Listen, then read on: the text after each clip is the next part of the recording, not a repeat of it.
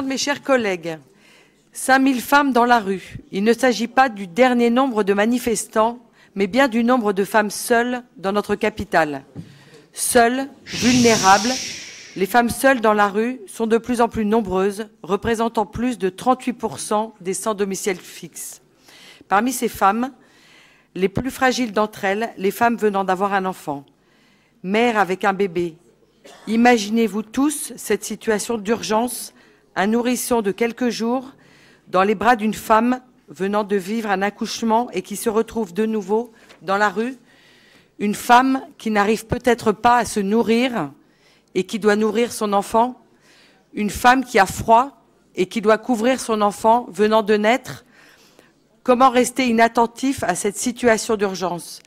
La responsabilité de notre pays, de notre région, n'est-elle pas de protéger les plus faibles, les plus petits? Face à ce cri d'alarme, la présidente de la région et la vice-présidente ont su répondre présentes. Je souhaiterais les en remercier. Je voudrais également féliciter la Croix-Rouge qui porte ce projet complet de réinsertion des femmes dans la rue.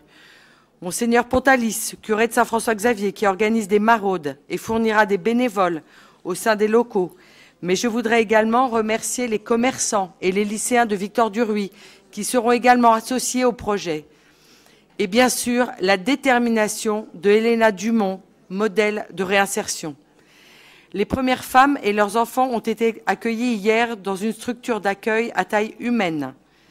Car là était l'enjeu, ne pas tomber dans l'écueil des hôtels sociaux, qui sont en réalité plus des campements d'urgence que des hébergements d'urgence. Nous avons souhaité accueillir dans cette structure un petit nombre de femmes et d'enfants pour être certains de leur offrir des conditions de vie dignes, mais aussi et surtout de leur apporter un soutien psychologique et un suivi adapté afin de les réintégrer au plus vite, socialement et professionnellement.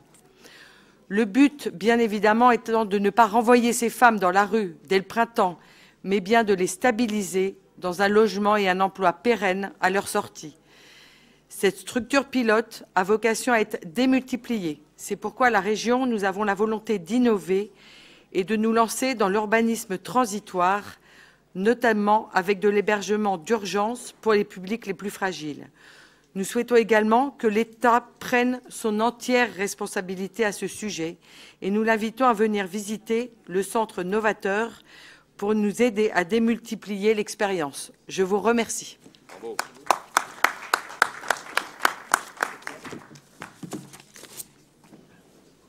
Merci. Monsieur de Saint-Just.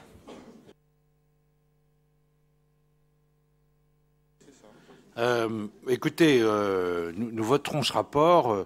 Évidemment, on peut aussi vous féliciter d'avoir pris cette initiative, mais un simple observation, 5000 femmes isolées dans la rue en Île-de-France, d'après ce que j'ai entendu, c'est quand même le signe d'une faillite des politiques depuis des années. Voilà.